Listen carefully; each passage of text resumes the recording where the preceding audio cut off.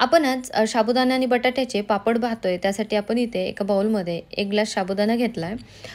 साबुदाणा 2-3 पाण्याने स्वच्छ धुवायचा आणि त्यानंतर तो भिजत ठेवायचा. इथे आपण साबुदाणा 2-3 पाण्याने धुवून घेतलाय. आता आपण यामध्ये साबुदाणा बुडेल इतकं पाणी घालायचंय आणि त्यानंतर यावरती झाकण ठेवून रात्रभरासाठी किंवा 6 ते 7 तासांसाठी साबुदाणा पाण्यामध्ये भिजू द्यायचा आहे. बघा इथे आपण रात्रभरासाठी हा साबुदाणा छान भिजू दिलाय आणि आपला साबुदाणा खूप छान असा भिजलाय. सुरुवातीला सर्व साबुदाणा मोकळा करून घ्यायचा, जेणेकरून आपला साबुदाणा हा मोकळा सुटसुटीत होईल. बघा आपला साबुदाणा खूप छान असा भिजला आणि प्रत्येक साबुदाणा हा वेगवेगळा होतोय. आपण साबुदाणा जर स्मॅश करून पाहिला तर आतपर्यंत चांगला भिजलेला आहे. आता आपल्याला याचे पापड बनवायचे त्यासाठी आपण कढईमध्ये पाव ग्लास पाणी घालायचे.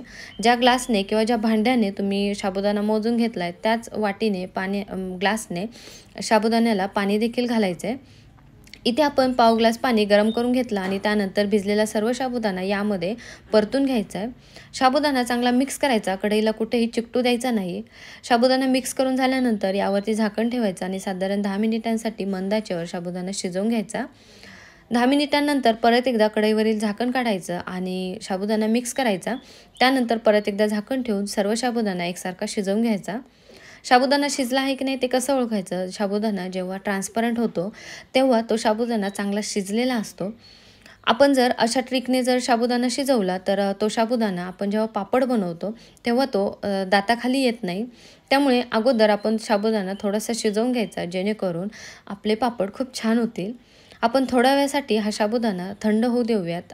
तोपर्यंत आपण बटाटे खिसून घेऊयात. आपण 1 ग्लास साबुदाण्यासाठी पाव किलो बटाटे उकडून घेतले. सुरुवातीला हे सर्व बटाटे खिसणीने खिसून घ्यायचे आहेत, कारण आपल्याला याची पेस्ट बनवायची आहे. सर्व बटाटे खिसून झाल्यानंतर आपल्याला यामध्ये जो काही शिजवलेला साबुदाणा आहे तो घालायचा आहे. मी ते थोडा थोडा करून साबुदाणा घालणार आहे, कारण आपला साबुदाणा अजूनही खूप गरम आहे. यामध्ये आपण 1 चमचा चिली फ्लेक्स घालतोय आणि चवीनुसार मीठ घालतोय. इथे तुम्ही तुमच्या आवडीनुसार कोथिंबीर घालू शकता, जिरं घालू शकता किंवा तुम्हाला जर हिरव्या मिरचीचा ठेचा घालायचा असेल तो देखील तुम्ही घालू शकता. आता हे सर्व जिन्नस चमच्यानेच आपण मिक्स करूयात, कारण हे खूप गरम आहे. आपल्याला जसं हाताने मिक्स करता येईल त्या पद्धतीने आपण याला मिक्स करायचं आहे आणि याचा गोळा बनवून घ्यायचा आहे. इथे आपला साबुदाणा आणि बटाट्याचा छान गोळा तयार झाला आहे. याचा गोळा तयार झाल्यानंतर आपल्याला याचे लगेचच पापड बनवायचे आहेत. त्यासाठी आपण हातावरती याचा छोटासा एक गोळा काढून घ्यायचा आहे आणि खाली एक प्लॅस्टिकचा कागद आणि वरतून एक प्लॅस्टिकचा कागद असं करून याला थोडंसं थापून घ्यायचं आणि त्यानंतर लाटण्याने हव्या त्या आकारामध्ये आणि हव्या त्या साईजमध्ये आपण याला लाटून घ्यायचं आहे. मी इथे एक सिंगल लेअरमध्ये याला लाटून घेणार आहे.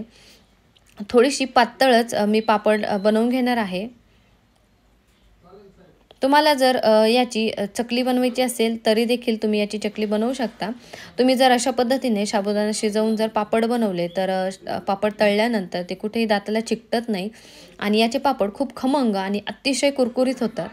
बघा इथे आपण चिली फ्लेक्स घातल्यामुळे आपले पापड यावरती एक जो काही लाल रंग दिसतो त्यामुळे आपले पापड खूप सुंदर दिसतात. आपण अशाच पद्धतीने सर्व पापड बनवून घेऊयात आणि त्यानंतर 2 ते 3 दिवसांसाठी कडकडीत उन्हामध्ये सुकवून घेऊयात. इथे आपण 3 दिवसांसाठी पापड सुकवून घेतलेत आणि आपले पापड खूप छान सुकलेत. आता आपण यातीलच पापड तळून पाहूयात. पापड तळण्यासाठी आपण तेल गरम करून घेतले. तेल गरम झाल्यानंतर यामध्ये पापड टाकलेत आणि आपले पापड खूप छान असे फुललेत. आपण साबुदाणा शिजवून घेतल्यामुळे आपल्या पापडमधील सर्व साबुदाणा हा एकसारखा फुललाय. असं जर केलं तर साबुदाणा हा दाताला चिकटत नाही, उलट आपले पापड आणखी कुरकुरीत होतात. तुम्ही येणाऱ्या उन्हाळ्यामध्ये अशा पद्धतीचे साबुदाणा पापड नक्की बनवून बघा आणि पापड बनवताना काही अडचण आली तर कमेंटद्वारे नक्की कळवा.